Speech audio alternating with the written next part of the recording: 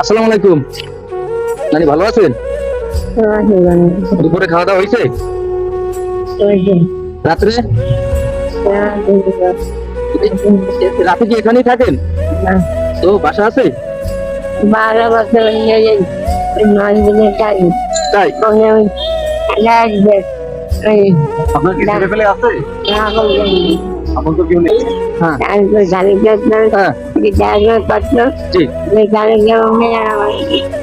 গাড়ি লাঠি বুঝতে পারছি ওনার কেউ নেই, আমি এখানেই থাকি। তো আমরা খাবারটা দিলে উনি নিজে খাবে। তো আমরা খুলনা তরুণ সরকারের পক্ষ থেকে আপনাকে একটি খাবার দেবো, একটি পানি দেবো। খাবারটা কই বানিয়ে শোনানু এই যে খাবারটা এই পানি।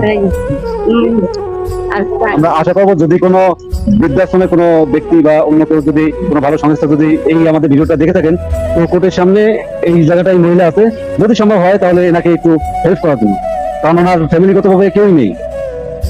তো আমরা আশাবাদী।